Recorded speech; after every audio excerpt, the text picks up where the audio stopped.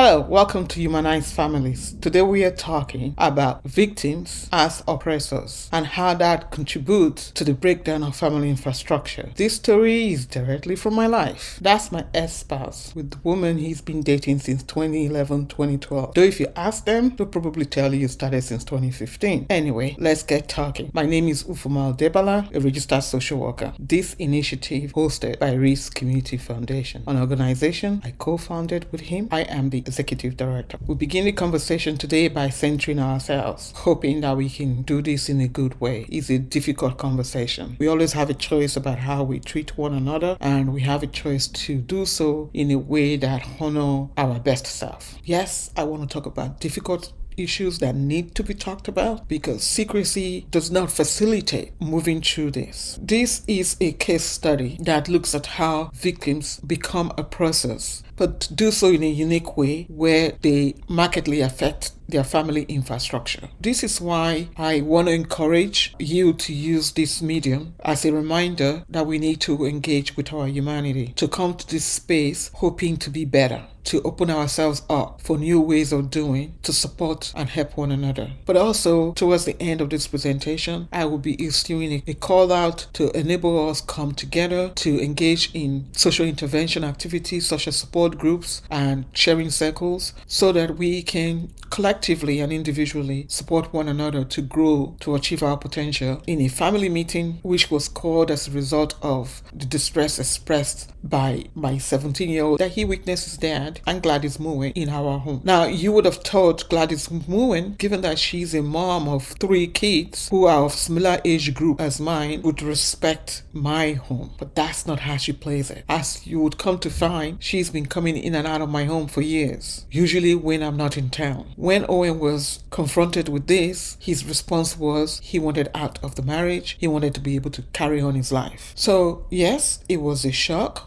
because I never imagined that if he was going to go down the road of leaving the marriage, one, I expected him to be rational and mature about it, basically tell me straight up. This was clearly a surprise to the kids. They had their father in a place of respect and honor. This is somebody who has been a hands-on dad until since 2015. 2015 because towards the end of 2014 he lost his job. So we always thought that his mood swings, his just out of character way of behaving, we put that down to the struggle to get another job. How did we get here? From my perspective, in terms of what I know so far, because really nobody's telling me anything. Owen is certainly not telling me anything. As far as Gladys is concerned, I am invisible, and I've been invisible to her from the day we first met in 2013. Let's start from the period between 2011 and 2013. Around the beginning of 2011, as a couple, we were looking forward to me starting my immigration practice. So yes, we were excited. However, because Owen lost his oil patch job in 2008 and was going through a difficult time getting a comparable job, there was clearly pressure on our finances, but it wasn't that bad because we also had savings at the time. So things were not as bad as it could have been, certainly as bad as it became in 2015. We'll come to that. Sometime between 2011 and 2012, he got an oil patch job, but he also got a very bad back pain. And with that back pain,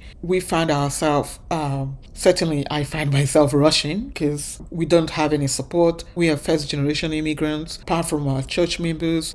So the back pain was particularly bad. I had to take him to emergency hospital visits at all times of the day, usually at 3 a.m. in the morning. So it was a difficult time. But because we were religious, we had faith and we were trying to live our life as spiritually as we can. That said, Owen was feeling weary. In his weariness, he questioned. He's had more than his fair share of life struggles. As a Christian, I would say he was questioning his beliefs. Because he got the Fort Murray job again, a comparable salary, he had a positive outlook. So we looked forward to celebrating his 50th birthday, which was May 19, 2013. On that day, Gladys and her family were invited, but only our 3 children and Gladys' sister Tosan attended the party. They spent the day with us and doing what you do in party, dance, eat, talk. But Gladys came later on in the day to pick them up. She did not come out of the car. She drove and parked in front of the driveway, waiting for them to come join her in the car. For me, it was the first time I was meeting her, so I went straight to thank her cheerfully, but she just blanked me out. In fact, she completely ignored me. I raised this with Owen at the time. He minimized the experience. On hindsight, I think Gladys and Owen met during when he was having those back pain problems. Because by his birthday, he was no longer having a back pain, but I think he met Gladys during one of those hospital visits. I do remember that he mentioned one of the nurses being from Nigeria, but did not give me much details. Normally, when people go to hospitals, you don't follow them into the treatment area. I did not meet her. Given the way things have played out, Gladys herself was in the middle of leaving her husband, Frank Otoroh, who, after staying and having 3 children with this man, who Canadian government and the criminal justice system referred to as a career criminal, she was in the process of leaving. So you could say she was having her own stressors at the time. But in any case, she started a hooking up relationship with my husband. Whatever is going through all of our minds at the time is open to interpretation. For me, I was clearly oblivious of what's going on. I thought I was doing what I do, take care of my family. But in light of what's happened from September 2020, I have definitely tried to rebuild my internal assumptions of my worldview. I like to draw in from Brené Brown of what she has to share with us on where we go to emotionally when things are upsetting or too much. Progressively, we are either stressed out, overwhelmed, or burnt out. Whether we go in that order depends on our ability to cope. According to Brené Brown, when people feel overwhelmed, they feel that their life is happening and unfolding faster than their nervous system and their psyche is able to manage. That's not surprising because when you're stressed, you are usually dealing with a threat. And that threat triggers something in your brain that makes you respond in one of 3 ways. You're either responding as freezing in place, running, or fighting. It's usually referred to as the fight, flight, freeze response. Irrespective of how you were emotionally responding to the threat of whatever is causing the stress, Brené also shared that it's a situation where you are dealing with these multiple emotions at the same time, intensely, at a number 10 level, which impact your ability to be attentive, basically half it to about 5. This of course leads to poor decisions. When it comes to the quality of your decision making at that level, you're number 2. So for me, when I was in the middle of a pandemic and being told I don't want to be with you anymore, and by the way, these children, I don't even want to be around the children anymore, they can take care of themselves, they're all grown, in the middle of a pandemic, I am grateful that I have faith in my life and I was spiritual sufficiently to slow down to manage my emotions. I have been told about women who've ended up with psychosis. Research says that the root cause of burnout is really down to the way our society is built. It's obviously built around the discourse of capitalism, where we are competing for resources, trying to gain financially, yes, to take off our family. For those of African descent, we often have to navigate racism and structural challenges to be able to take off our family. You gotta go where the job is. For those who are able to navigate this and hopefully manage experiences of burnout, they get to enjoy and sustain privileges that comes from it. Now, what is burnout? Burnout is an emotional state and also a process. Like I indicated earlier, it's something that results as a consequences to stress. So you would usually have felt stress before you progress on to experiencing burnout, and attacks on your personal resources, on your ability to cope, on your energy level, on your strength. In my home, the way it was expressed is a sense of emotional exhaustion, a decreased sense of accomplishment, and depersonalizing things. Depersonalization is really when somebody becomes very individualistic, as if their environment does not impact their behavior or their behavior does not impact other people. In my own family, I noticed over time, Owen certainly changed from a family-centered individual to wanting to spend less and less time with us. We always thought this was because he was either looking for a job or he was working long hours and generally licking his wound because he does not have the job that he desires, and offers to help he turned down. On hindsight, obviously, he wasn't spending time with us because he was spending time with Gladys and Gladys's family. All the things that we ought to be giving to him, he rather received them from her. So in terms of Gladys, I would like to think that a spouse who is classified as a career criminal was a peculiar type of authenticity that comes with his own stress. I wonder how she navigated that. But let's focus on Frank for a moment. The court documents indicate that in 2003, he was convicted for fraud of over $5,000. His permanent residency status was revoked and he was deported. Somehow, he found his way back into Canada, but then he just escalated whatever he was doing that led to the first conviction and was deported again. Obviously found guilty for impersonation and deported again. In 2010, at the age of 39, he was caught impersonating and collecting money using false ID in a bank in Edmonton. This led to his storage facility being searched, where various identification documents belonging to lots and lots of people, in fact, one of the news reports referred to over 400 people, were discovered. Following that investigation, he was found guilty for forgery, for which he pleaded guilty for. He got 6 months for that. He was charged and convicted for immigration-related fraud. He got a year for that. So cumulatively, he was said to be spending at least 1 year or a year, 6 months from around August of 2010. If he served his full sentence, that would take him to around July or sometime in August of 2011. Following his sentence, he was to be deported again. Therefore, around the time Gladys would have met Owen, she would have been dealing with the fallout of her spouse being deported and what that meant. Mind you though, through the 3 clear convictions that he had, they were together. They were together before the first one and were together throughout. For those who are interested in wanting more information about Frank, often when you ask about him, they tell you he's in Australia. Quite frankly, all you need to do is type his name into Google. You get lots of information. This is one of them. If you want to get court document, those are references there that you can call in the clerk of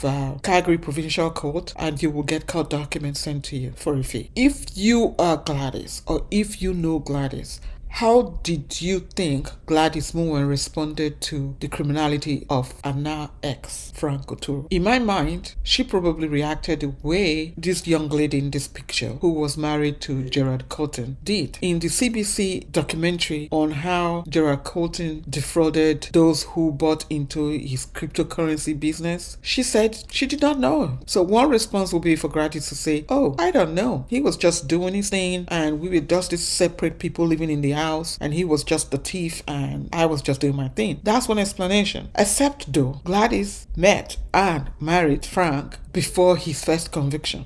And quite frankly, for those of us who come from the Delta part of Nigeria, which by the way, Gladys, her husband, and me and my ex, we all come from, we are not very good at hiding that we're stealing for a living. In fact, we have a name for it. For those of you in Nigeria, we know now. We know what they call these things, right? We call her 419. Everybody know about it. She come to Canada now, she deny, say she don't know say in her 419. Of course she knows in her 419. As far as she's concerned, so long as they bring in the cash, they take care of the children, she buy herself the Gucci and the Prada, she's fine. So long as the soup not rub her mouth, she's free and fine collecting the money. Of course, when he got caught, now she can say, oh, my imprint's not there anywhere. So that's option 2. Option 2 is that she knew about it, she distanced herself sufficiently from it, but enjoyed the proceeds from it. Indeed, she decided to return to school after the first conviction of 2003 and started working with Abada Health in 2008 as a nurse. And if you were to speak to her today, do you think she would play the victim card? I think she would. It takes a village to look after a child. It also takes a village to look after and sustain and unify families. But my village moved towards pathological individualism. Owen decided in small degrees to question areas of his life, he went into a survival mode. Yes, I appreciate that he went through a lot of difficult and stressful experiences that include grieving. We were always there. You don't be with somebody for 34 years without going through difficulties. But this time, he chose to freeze me out. Why not? He got Gladys. Because now, Gladys as well came out of our own experiences being PEI as well. She's just as pathologically individualistic as he is. But she also has a dash of being exposed to large-scale industrious, and I would argue she behaviorally adapted. And from what she's exhibited in her willingness to stop at nothing to get whatever she wants, she learned really well. The dictionary meaning of stealing tells us is to steal is to take something that does not belong to you, and you do so without permission and with no intention of returning it. Theft is the act or crime of stealing. I would argue that a lot of stealing took place in Frank and Gladys Mewing's home and family for a long time before the act of theft that led to the conviction of Frank in 2003. In 2014-2015, with money coming in, as a family we decided we needed to take a different strategy to sustain our economic future. And given that immigration business was not flourishing as we thought it would be, a collective decision was made for me and the children to go to Toronto, to University of Toronto, to complete my legal licensing. So off I went in May of 2014. Because Owen was working in Fort McMurray, 7 days on, 7 days off, the arrangement worked really well because when he was off, his employers agreed to fly him to Toronto. And that's what he did between May and November 2014 when he lost that job. Was he in shock when he lost the job? Of course he was. Why did he choose to use his last flight to Edmonton instead of Toronto? I would say he did because of Gladys Mewing. Their relationship was still ongoing. He gave them the opportunity for their relationship to develop further, and by May of 2015, Gladys's family, her mother, her children, her sister, were appearing in photographs taken in my home. By the way, this time he no longer engages in conversations. Like he said, I put this down to distress, but of course he was in distress, not to the extent, not to, let's just say, he had abundant capacity to build a parallel family while neglecting his first, because that meant I continued to bear unequal caregiving responsibility. Of course, I could not come from Toronto. It was the middle of winter. We agreed that I should stay behind. We were still in touch regularly. By the time we arrived, he had a completely new set of wardrobe, and he explained this off that he was going bargain shopping. How somebody who is broke goes bargain shopping? We did not believe him, and he knew we did not believe him. It was just exhausting. One thing I would say though, on January 1st of this year, when I articulated on Facebook that I want to engage with the messiness of this whole situation, one of the comments that came through was a rumor that said I moved out of my matrimonial home. At no time did that ever happen. The truth is, Owen wanted out. He wanted out, but did not have the courage to tell me he wanted out, even though he knew. I made that clear. The deal was, if he had enough, he would let me know. He would not put me through the duplicity and the disrespect that comes from having a relationship on the side and making your family suffer. So who is Gladys? She's a qualified nurse with specific interest in mental health. So all of what I have shared already around stress and burnout and grieving, she knows. So she came into this relationship with that privilege.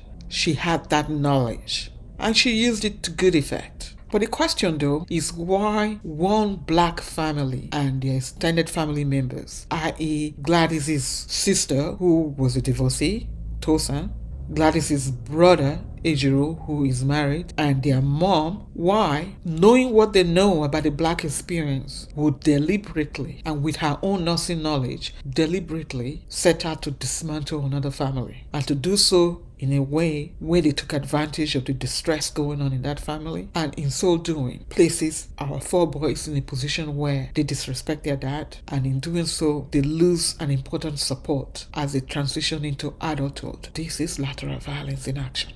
During a pandemic, how does one lose citizenship certificates? Yet that's my reality. My citizenship certificate and that of one of my kids is missing. Just like that. And the only two people that know how that kind of thing happens is Owen and Gladys. But of course they want me to apply for another one because my life is not busy enough. I'm already cleaning the fallout of what both of them could have decided upon years ago when I was still in Edmonton to be able to pack my things up neatly. No, the perfect time to do it was when I was not there. So yes, I'm talking to Owen about these certificates and how to locate them. But Gladys, I want to ask you directly, did you take our citizenship certificate? If you did, please return them. When you go in and out of a married woman's home, then when things get missing that are unusual, things that have never gotten lost, we've been in that premises for 14 years. Guess what? We gotta ask everybody if you took those certificates or people who are associated with you took those certificates.